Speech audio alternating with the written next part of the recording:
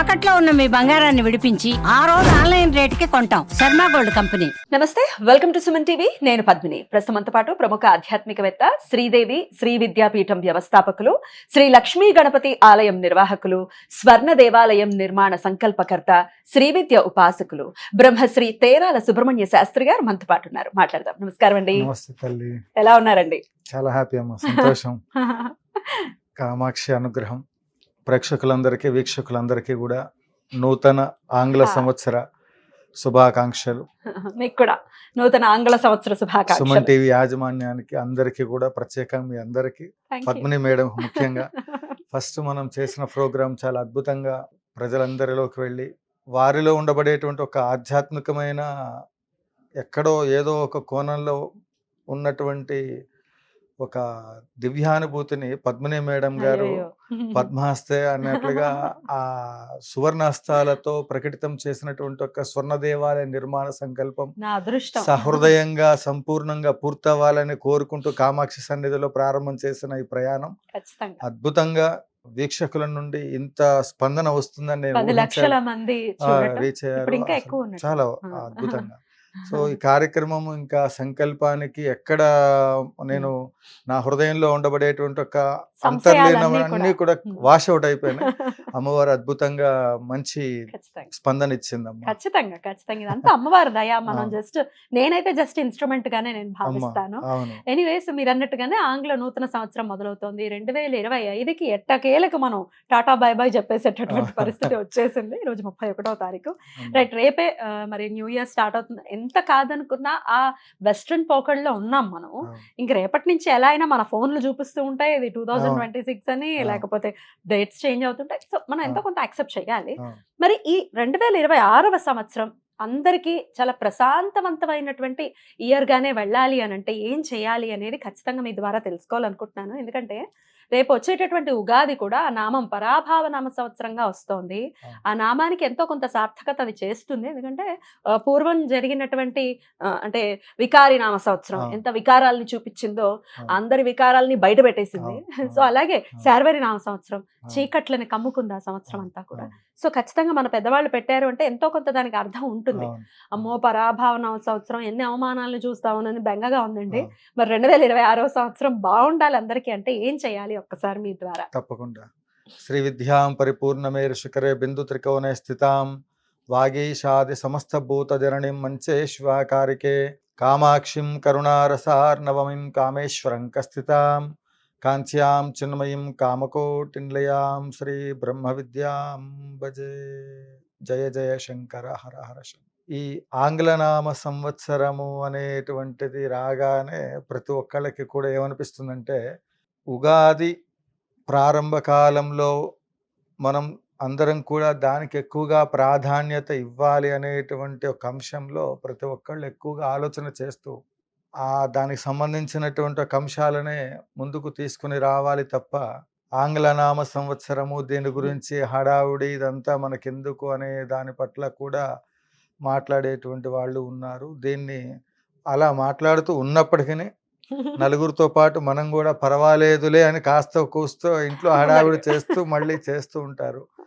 కొంతకాలం అసలు దేవాలయాల్లో ఈ జనవరి 1వ తేదీ రాగానే నూతన ఆంగ్ల సంవత్సరం ప్రారంభం అవ్వగానే అసలు దేవాలయాలకి మామిడి మండలాలు కట్టకూడదు, అలా చేయకూడదు, మనము ఉగాదికే చేయాలని కొన్ని రకాలైనటువంటి ఒక ప్రతిపాదనలతో కొన్ని ప్రాంతాల్లో ఉన్నటువంటి వాళ్ళు కూడా దాన్ని వ్యతిరేకిస్తున్నటువంటి వాళ్ళు ఉన్నారు. అయ్యో మామిడి రెబ్బలు కట్టడానికి ఏముంది, అదే నిత్య కళ్యాణం పచ్చతోరణం దాని దీనికి ఏం తప్పేం లేదు, చేయొచ్చు. కాకపోతే ఇక్కడ ఈ ఆంగ్లనామ సంవత్సరానికి సంబంధించింది అసలు ఉగాదికి సంబంధించినటువంటి ఒక గ్రహ ఫలితాలు ఇవన్నీ కూడా వాస్తవమా, అసలు ఈ సంవత్సరం మార్పు అనేటువంటి దాని పట్ల ఉండబడేటువంటి ఒక అసలు విషయాలు ఏమిటి అనేటువంటిది మనం లోతుగా వెళ్ళి ఆలోచన చేస్తే మనము ఎక్కడికైనా ప్రయాణం చేసే సమయంలో ఒక గమ్యానికి చేరుకోవాలి అనుకున్నప్పుడు ఉదాహరణకి నేను దేవాలయానికి వెళ్ళి ఉదయాన్నే 5 గంటలకు ప్రభాత సేవ, మధ్యాహ్నం 12 గంటలకల్లా తిరిగి వచ్చేసి మరలా గృహస్థాశ్రమ ధర్మంలో ఉన్నటువంటి ఒక నియమ వాటన్నిటిని కూడా చూసుకుంటూ మరలా సాయంత్రం వేళ స్వామివారి సేవకు వెళ్ళటం రావటం నిత్య కృత్యాలు అనేటువంటిది ఉంటుంది. ఉదయము రాత్రి కాలము పొద్దుగుకటము తెల్లవారటము ఇలా రోజు గడుస్తూనే ఉంటుంది తెలియకుండా. ఈ గడుస్తున్న కాలంలో మనిషి పరిగెత్తి పరిగెత్తి పరిగెత్తి చివరికి ఏం సాధించాను అని అనుకున్నప్పుడు ఉదయం సాయంత్రం అయిన తర్వాత విశ్రాంతి తీసుకునే సమయంలో తనకి గుర్తొస్తుంది, పగలల్లా నేను ఈ పనులు చేశాను, నేను ఈ పనుల ద్వారా ఈరోజు నిన్న చేయలేని పనులు ఈరోజు చేయగలిగాను, ఈరోజు చేయలేని పనులు రేపు ఎలా చేస్తే పూర్తవుతుంది అనేటువంటిది ఒక ప్లానింగ్, డైరీ మెయింటెనెన్స్, దాని యొక్క ప్రణాళిక. జీవితంలో భగవంతుడు కలియుగంలో మానవుడికి ఇచ్చినటువంటి ఒక ఆయు ప్రమాణం 100 సంవత్సరాలు. దీంట్లో దినదినగండం 100 ఏళ్ళ ఆయుష్. ఇక్కడ మనం ఈ ప్రణాళిక అనేటువంటిది పూర్తి స్థాయిలో వేసుకొని మనకిచ్చినటువంటి ఒక అవకాశం, ఒక ఎగ్జామ్. ఈ శరీరము, ఈ జీవితం ఇదంతా కూడా ఎగ్జామ్ హాల్లో స్టూడెంట్ వెళ్ళి పరీక్ష రాసినట్లుగా మనకు ఇందులోకి రావడంతోటే మన కౌంట్ డౌన్ స్టార్ట్ అయినట్లు. బాల్య యవ్వన కౌమార వార్ధక జాగ్రత్త స్వప్నావస్థలన్నీ కూడా ఈ విధంగా ముందుకు వెళ్తున్న క్రమంలో కొంతకాలం మనిషి తన యొక్క బాల్య దశలో మంచి లైఫ్, తల్లిదండ్రులపైన ఆధారపడుతూ వాళ్ళకి ఎలాంటి కష్టాలు నష్టాలు అంటే వాళ్ళకి తెలియకుండా ఆ బాధ్యత తల్లిదండ్రులు తీసుకుంటారు. అనంతరం కొంతకాలం ఆ బాధ్యతలను వీళ్ళు ఆ పెద్దవాళ్ళు ఎలా మెయింటైన్ చేస్తున్నారు అనేటువంటిది పిల్లలు అవగతం చేసుకుంటూ వాళ్ళ జీవితాల్లో ప్రణాళికలు ఎలా వేసుకోవాలి, కుటుంబ బాధ్యతలు ఏంటి, ఇలా కాలచక్రం పరిగెడుతూనే ఉంది. వాళ్ళని చూసుకుంటూ పెద్దవాళ్ళని చూస్తూ పిల్లలు కూడా వాళ్ళకి తెలియకుండానే మన కళ్ళ ముందే వాళ్ళు పెద్దవాళ్ళు అవుతూ వాళ్ళ జీవితాల్లో కూడా కావలసినటువంటి ఏర్పాట్లు. ఈ ఎగ్జామ్ పేపర్ ఏదైతే ఉందో కొంతమంది ఇప్పటికీ కొంచెం 60, 70, 80 ఏళ్ళు 90 ఏళ్ళు వచ్చినా కూడా వాళ్ళ కనీస వసతులు లేకుండా జీవన విధానాల్లో ముందుకు స్థిరపడలేనటువంటి ఒక స్థితిగతులు ఉంటాయి. కొంతమందికి అతి చిన్న వయసులోనే అత్యంత ఉన్నతమైన స్థితిలో ఉన్నటువంటి వాళ్ళు ఉంటారు. అసలు పుట్టుకతోనే గోల్డెన్ స్పూన్ తో అద్భుతంగా ఉంటారు. ఇక్కడ మరి భగవంతుడు సర్వాంతర్యామి కదా, భగవంతుడు అందరిని దేవుడని పిలుస్తున్నాము, భగవంతుడు సర్వాంతర్యామి. అలాంటి భగవంతుడు అని ఆయనకు ఆ పేరు ఎందుకు వచ్చింది? ఆ వచ్చినప్పుడు అందరిని సమానంగా చూడాలి కదా. ఇలాంటి పరిస్థితుల్లో కొంతమందిని అలా ఇలా అని చెప్పి చూస్తే వీళ్ళకి ఆ వ్యత్యాసాలతో కూడినటువంటి ఒక జీవన విధానాలు ఇస్తున్నప్పుడు అతన్ని భగవంతుడిగా ఎలా అర్చించాలి, ఇది సబబేనా అని మరలా నాకు అర్చన చేసే సమయంలో అనేక రకాల ఉన్నత స్థితిలో ఉన్నటువంటి ఒక పెద్ద వాళ్ళనే చూస్తున్నాను. కనీసం ఈరోజు భిక్షకు లేకుండా ఉండేటువంటి వాళ్ళనే చూస్తున్నాం. అందుకే దేవాలయంలో నేను 3-4 రకాల వాళ్ళని చూస్తూ ఉంటాను. మెట్ల దగ్గర ఉండబడే భిక్షాటన చేసే వాళ్ళు ఒక రకమైన భిక్షకులు, ఆలయంలో అర్చన చేస్తూ అమ్మవారి దగ్గర భిక్షాటన చేస్తున్న అర్చకులు, మొత్తాన్ని ఈ ఇరువురిని మెయింటెనెన్స్ చేస్తూ పై పాలక వర్గంలో భగవంతుడిచ్చిన ఐశ్వర్యంతో భగవంతుడికి సేవ చేస్తూ భగవత్ సన్నిధిలో ఆయన పరిధిలో ఉండబడేటువంటి వాళ్ళందరూ కూడా భగవంతుడికే చైర్మన్లుగా చెప్పుకున్న పాలక వర్గాలు. ఈ మొత్తాన్ని అండాండ బ్రహ్మాండ పిండాండాలని పాలిస్తున్న ఆ భగవంతుడు ఈ ప్రకృతిలో ఉన్నటువంటి ఒక పాంచభౌతికమైనటువంటి ఒక ఏవైతే పంచభూతాలన్నీ కూడా ప్రతి వాళ్ళకి కూడా వాళ్ళ యొక్క విధి విధానాలను అనుసరించి మన యొక్క అంటే పుణ్య రాశిని అనుసరించి వాళ్ళ జీవితాల్లో మంచి చెడు ఇవన్నీ కూడా బ్యాలెన్స్ చేస్తూ ఎప్పటికప్పుడు వాళ్ళని తీర్చిదిద్దే ప్రయత్నంలో గ్రహాలు వాటి యొక్క పనిని, వాటి యొక్క విధి విధానాల్ని అవలంబిస్తున్నాయి, వాటి కర్తవ్యాన్ని. అందులో కేవలం భగవంతుడు ఆడుతున్న ఈ విధి జగన్నాటకంలో అద్భుతంగా వాళ్ళ జీవితాలని అంతం చేసుకోకుండా జననీ జన్మ సౌఖ్యానం వర్ధనీ కుల సంపదాం పదవీపూర్వ పుణ్యానం లిఖితే జన్మపత్రికాన్ని జన్మజాతకాలు రాసేటప్పుడు జన్మలెక్క గుండెల్లో అది రాస్తూ ఉంటాం.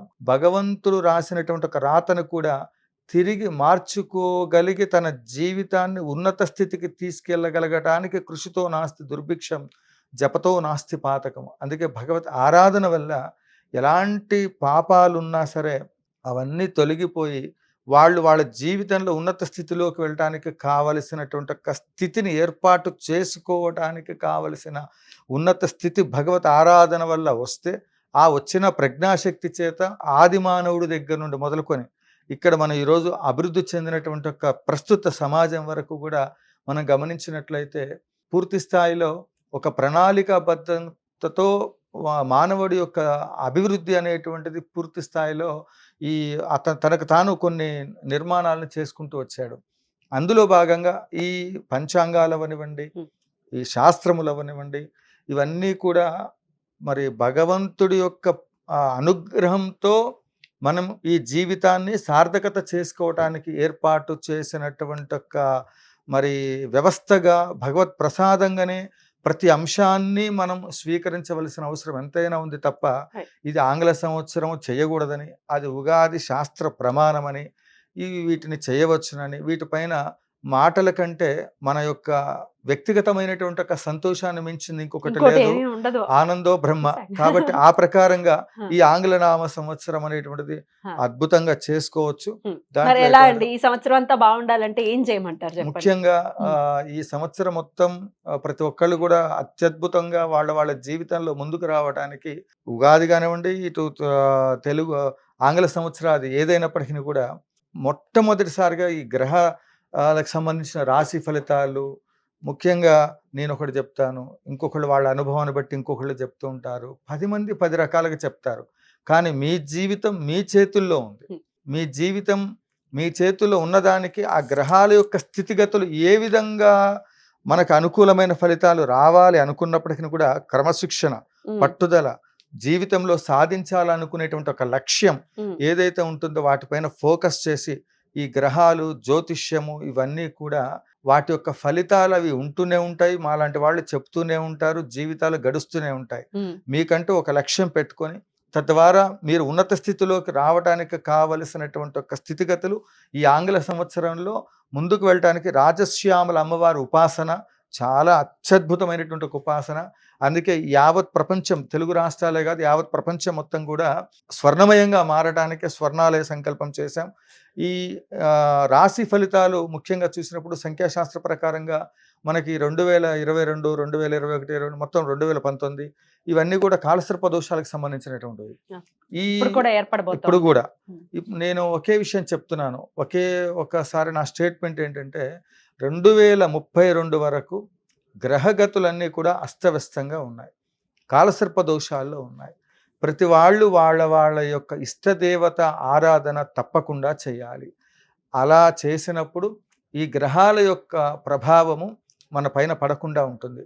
ఎక్కువగా వాహన ప్రమాదములు, అట్లనే ప్రకృతి వైపరీత్యములు, ప్రముఖ రాజకీయ నాయకులకు ఇబ్బంది, అట్లనే శాంతి భద్రతలకు భంగం వాటిల్లటము, భారతదేశంలో ఉండబడేటువంటి ఒక మరి ఆ బార్డర్లో ఉండబడేటువంటి ఒక సైనికుల పైన కూడా శత్రుబాధలతోటి వాళ్ళకి మనశ్శాంతి లేకుండా పోవటం, తద్వారా ప్రభుత్వాలు దిశానిర్దిశలో భాగంగా విజయాల్ని సాధించినప్పటికీ కూడా ఇక్కడ మత సంబంధమైనటువంటి ఒక అంశాల పట్ల కూడా శాంతి భద్రతలకు భంగం వాటిల్లేటువంటి ఒక పరిస్థితులు ఉంటాయి. సాటి మనిషి దగ్గర నుండి ఇంకొక మనిషి మనం అడవిలో ఉన్నామా, మానవ సమాజంలో ఉన్నామా అనే దానితో అంటే ఆ భయంకరమైనటువంటి ఒక పరిస్థితులు కూడా రాబోయే కాలంలో మనకి కలి ప్రభావం అనుకోవచ్చు. కాబట్టి వీటన్నిటిని మనం భయపెడుతున్నామా అంటే కాదు. ఖచ్చితంగా శాస్త్రంలో, బ్రహ్మంగారి కాలజ్ఞానంలో, ఇతరత్ర చెప్పిన శాస్త్రంలో ఉండబడే ప్రతి అంశాలు కూడా సుస్పష్టంగా జరిగినవి. ప్రకృతి వైపరీత్యాలు అనేటువంటిది మనకి ఇంతకుముందు శాస్త్రంలో చెప్పినటువంటివి ఏవైతే ఉన్నాయో అవన్నీ కూడా జరిగి ఉన్నాయి. కనుక మీరందరూ ఈ యొక్క రాబోయేటువంటి ఒక ఈ ఆంగ్లనామ సంవత్సరానికి సంబంధించిన దాంట్లో సంవత్సర పర్యంతం కూడా భగవంతుడికి నమస్కారం చేసుకొని నూతన ఆంగ్లనామ సంవత్సర పర్యంతం మమ సంకల్పిత సమస్త కార్య రాజద్వారే రాజముఖే సర్వత్రా దిగ్విజయత ప్రాప్తి సిద్ధ్యర్థం ముక్కోటి దేవతా కృపా కటాక్షత సిద్ధ్యర్థం అని చెబుతూ సంకల్పాలు చెప్పి చేయండి. ఈ ఆంగ్లనామ సంవత్సరం మొత్తం కూడా ప్రతి ఒక్కళ్ళు క్షేమంగా ఉండాలి, లోకక్షేమం ఉండాలని మనం సంకల్పం చేస్తున్నాం. ఎవరెవరికి ఏ గ్రహ దోషాలు ఉన్నా కూడా వాళ్ళకి సంబంధించి ఉచితంగా మనం పీఠంలో సేవా కార్యక్రమాలు చేస్తున్నాం. వాటిని సద్వినియోగం చేసుకోండి, తప్పకుండా మంచి జరుగుతుంది. ఖచ్చితంగానండి. మీకు ఫోన్ చేస్తే ఖచ్చితంగా మీరు ఉచితంగానే చేయిస్తాను అంటున్నారు. ఇంత ఉదారంగా ఎవరు చెప్తారు? సో గ్రహస్థితులన్నింటినీ పక్కన పెట్టేసి ఖచ్చితంగా రాజశ్యామల అమ్మవారికి శరణు వేడితే అన్ని సమస్యల నుంచి బయటపడతారు అనేది అద్భుతం అండి. చాలా చక్కగా తెలియజేస్తారు. కృతజ్ఞతలండి. నమస్తే. కామాక్షి.